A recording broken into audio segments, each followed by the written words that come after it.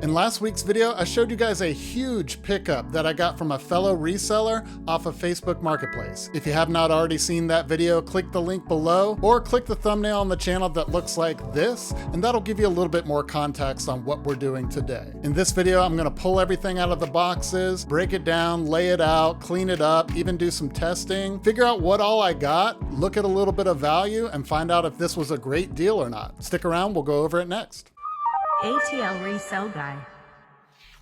All right, I'm back home and the lot ended up being too much to put all together on one table, so I'm splitting it up in half. This is most of the loose stuff aside from the consoles, that's what's remaining. And I'll just kind of go through it so we can get a closer look at everything that we pulled. Here's most of the games that I picked out personally. If I had to guess offhand, that's probably about a $100 stack. I just wanted to cut in real quick and let you guys know that the value of that stack exceeded $200, even with a few of the games not being included. Back to the video. I really didn't want all the shovelware, but I did want the camera, so I just ended up having to bundle it all together. I don't know what I'm gonna do with all these just generic Wii games. I'll probably just bundle them together for 20 bucks and maybe somebody will take them off my hands, who knows. Bunch of PlayStation 2 games here. Again, I'll probably just try to bundle that with the console that I ended up getting. Some Xbox 360 down here, PlayStation 3, and then a bunch of just like randoms, either games that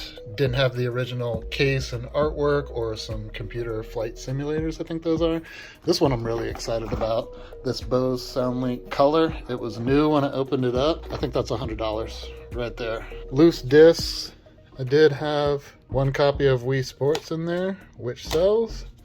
Another copy of Wii Sports and a Wii Sports Resort.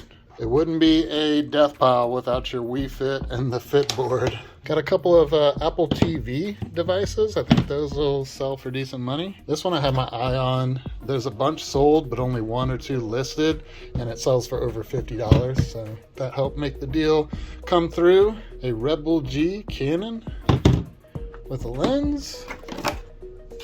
A Rebel EOS 450D. Power Rangers plug and play.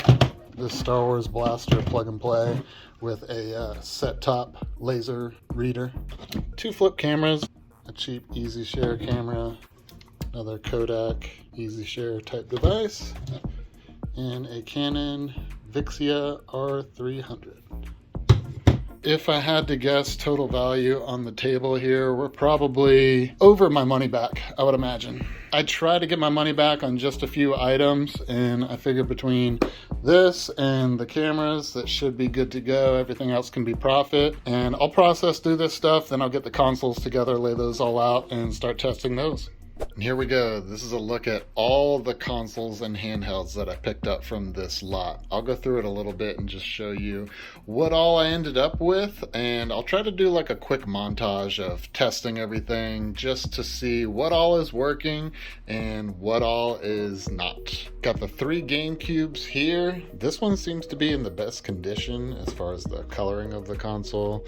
That one's a little beat up and discolored. That one's kind of a mixed bag. I'm gonna guess that hopefully 2 out of 3 of these things work. I'm guessing at least one has a bad laser, but we'll have to see. A Xbox 360 S console, a PS2 fat console, 2 PSP Slims. I've actually already kind of cleaned these up. This one doesn't have a back battery cover, but I've ordered that on Amazon as well as a battery. And I already ordered this back battery cover and a battery for this one. And that seems to work just fine. I tested both of these.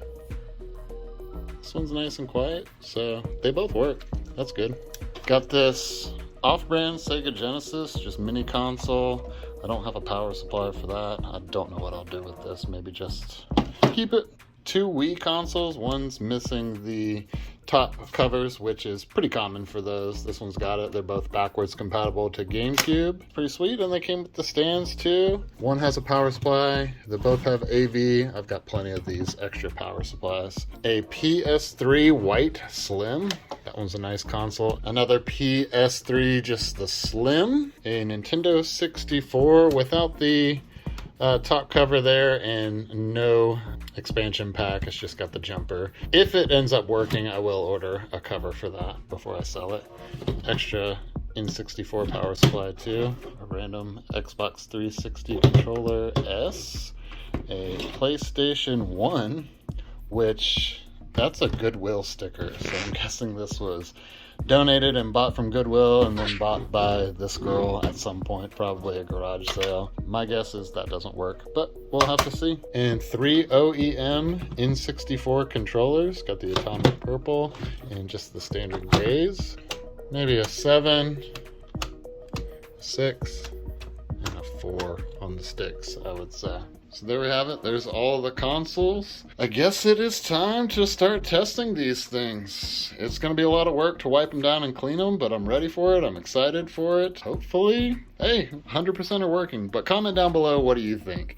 How many of these 11 consoles do you think are actually going to function, play games? I'm hoping for 10 out of 11 consoles. I'm guessing one of these is a dud.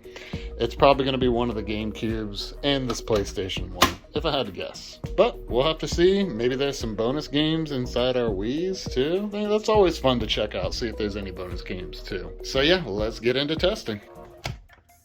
We've got picture. Excellent. It's a working N64. I'm not hearing anything. I do believe we got our first dud. That didn't take too long. And again, no spinning of the disc. Gonna try out Gamecube number 3. This is the one I was least hopeful on, but now it's got everything riding on it. I hear disc spinning. Well, what do you know? Of course it would be the one that looks the worst is actually the one that works. Next, I'm going to try out this PS3 Super Slim. That's good enough for me. Call this thing working for sure. Got the other PlayStation 3. Everything the same, HDMI and the same power supply, same controller. But everything seems to be working. Alright, that's a great sign. Doesn't look like there's game in, but we'll double check and see. There is one. Pirates of the Caribbean. Yeah, this console runs. I should have known this was going to be the one that wouldn't work. Well, that's 3 consoles that don't work already. Right, got PlayStation 1 hooked up. Had to borrow one of my PlayStation controllers. Can't even believe it. It's definitely making some noise, and it's running the game. Alright, time to check out Wii console number 1 bonus game. Nice! Wow! That's a score. Nice. Number 1 is good. Alright, number 2 is in. See about a bonus game. What's gonna be? Carnival Games. And it looks like Wii number 2 works too. Reads the game. So I think next it's time to just start doing some cleaning. Maybe I'll do just like a quick little time lapse of cleaning all these consoles. Let's get to it.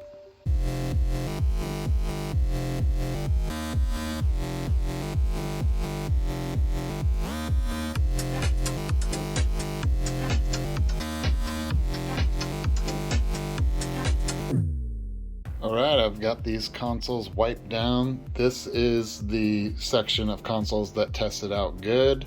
And I've got the 3 consoles over here that did not work out. So out of the 11 just consoles, 8 of them worked. So a little bit lower than I was hoping for, but still a good sign because I did some price charting and found out that the value of just what I have right here is pretty far exceeding in what I ultimately paid for the lot of everything that I picked up. GameCube Indigo console loose is $81 on price charting. PlayStation 1 console is $30. The N64 loose is $55. Each of the Wii consoles, I'm surprised. I thought these were a little bit cheaper. They've got them at $46 on price charting. The white PSP is $96 on price charting.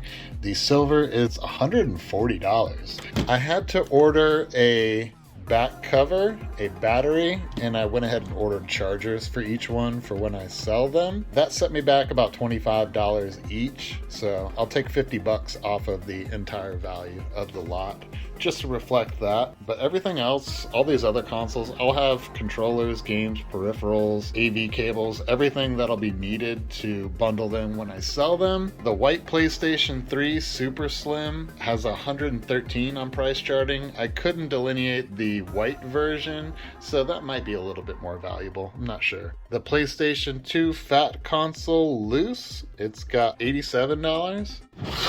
And the PlayStation 3 Slim 120 gigabyte, it has $70. Price charting has this total lot at $767. The $50 that I put in for the PSPs takes it down to just over $700. So that's $200 over what I paid for everything. I think I can at least sell these for parts as well. This is probably going to be about $50 for just consoles for parts. This is looking like it's at least going to be a double up by the time everything's all said and done. Maybe a little bit more.